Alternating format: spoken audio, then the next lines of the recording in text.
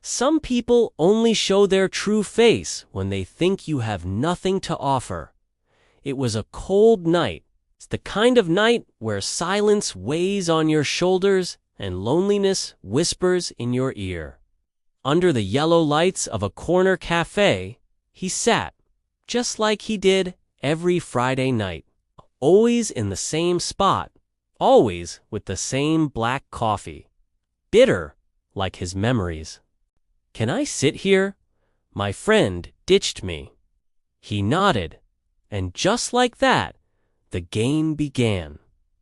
She started a conversation, asked his name, laughed too loudly at simple jokes, said she was a part-time model, and studied luxury marketing.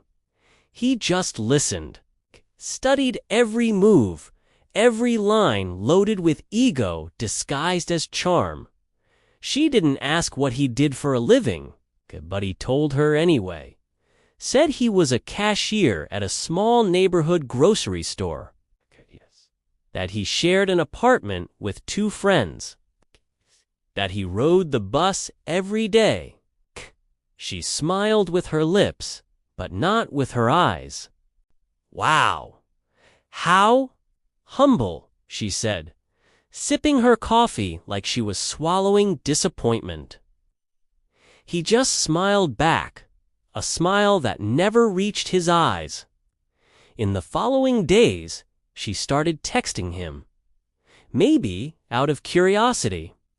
Maybe because she thought he'd be easy to control.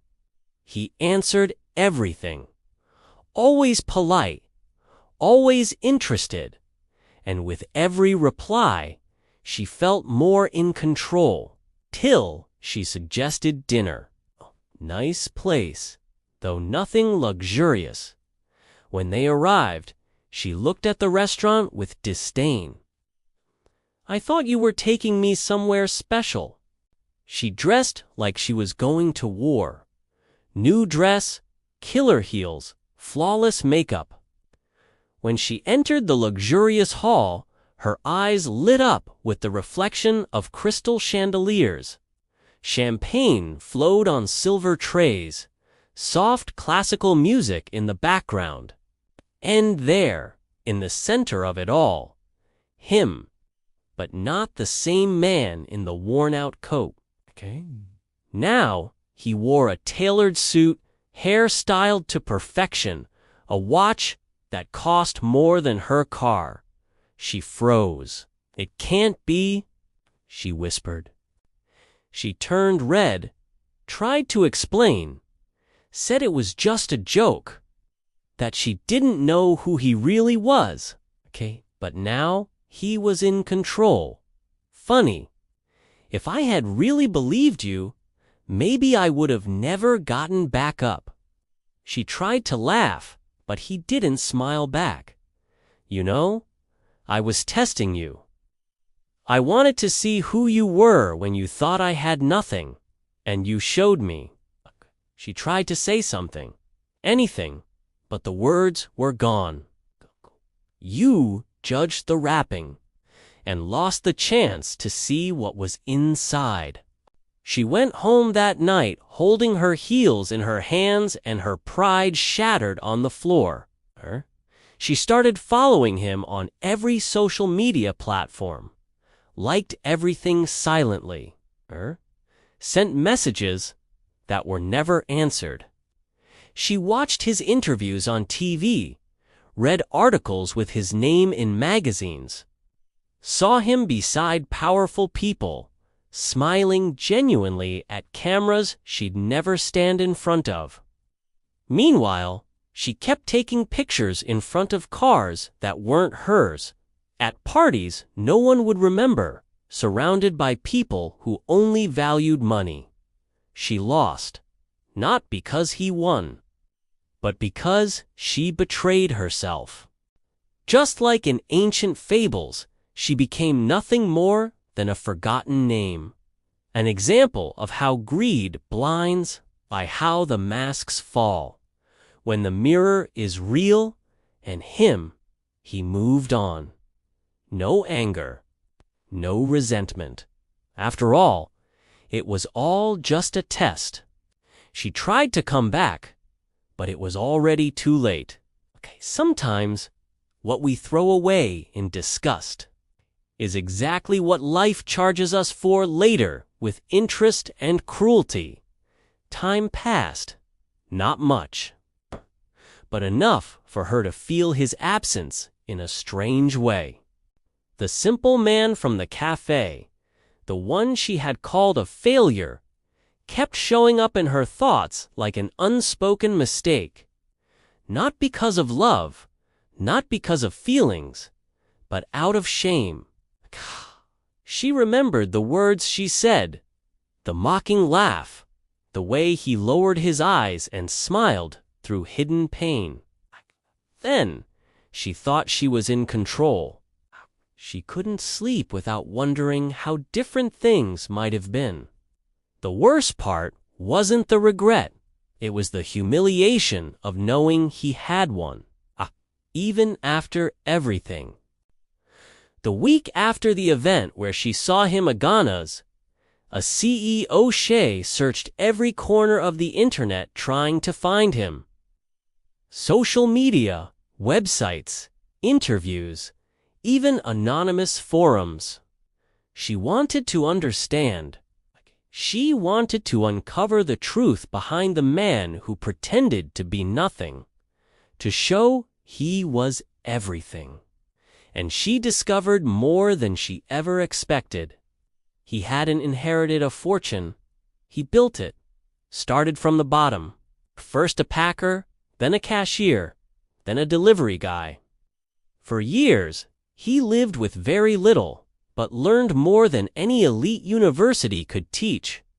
He studied at night, slept only 3 hours a day, still smiled, until one day he founded his company. A small logistics platform nobody took seriously, but he persisted. Was beaten down by the system, by partners, by life. He fell so many times that the ground became familiar. But each fall made him stronger. And when he finally made it, he chose silence. He didn't flaunt it, didn't shout it from the rooftops. He just watched, and tested. She became obsessed, started following him with fake profiles, left quiet comments, sent anonymous messages. She noticed he wasn't publicly involved with anyone. He was too discreet. In her mind, there was still time, still a chance to make things right, to show she had changed.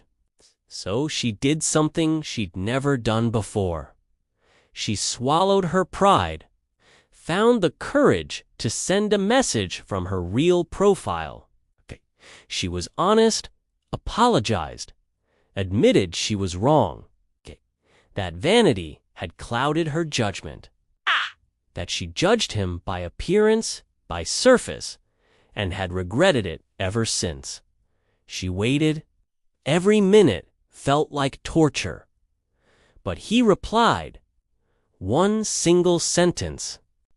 Apologies are the sound of the door closing after the last light has gone out. She didn't understand. Or maybe didn't want to.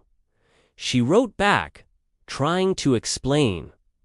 Said she wanted to meet, to talk, to explain. Said she was a different person now. That she had learned, that she had grown. He never replied again, so she stooped lower, sent pictures, offers, promises. He didn't care. She couldn't accept it. To her, everything had always been reversible. There was always a way back. But for the first time in her life, someone had walked away, without hate, without yelling, just silence. But now, she was different. Hair tied back, simple clothes, no makeup, no expensive perfume, just her, raw. For the first time, real. He was already there, sitting in the same spot, drinking the same coffee.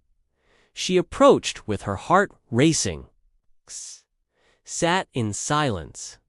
He looked at her not with the same cold stare, but something calmer. She took a deep breath. "Thank you for coming. I didn't expect it. I didn't deserve it." He said nothing, just listened. "I don't hate you. I never did. I was just sad." For a moment. "I believed you could be different. That there was truth in your eyes. And when you laughed at me, it felt like I went back in time. And I promised myself I'd never be humiliated like that again." She nodded, tears running down her face. "I understand, and I don't expect anything. I just needed to say this." Truly, he looked into her eyes and smiled. "You've changed. I see that. But time, oh, time is cruel. It doesn't go back. And some doors, once closed, locked from the inside." She smiled too, a sad smile, but relieved. If this story made you reflect, share it. Someone out there might be making the same mistake she did, right now. And remember, not every failure is who you think. Sometimes, the ones who pretend to be small are just testing who's worthy of standing beside them. Subscribe to the channel for more stories like this one. And leave a comment below. I saw beyond appearances if you believe character matters more than status. See you in the next story. And be careful, you might be getting tested right now.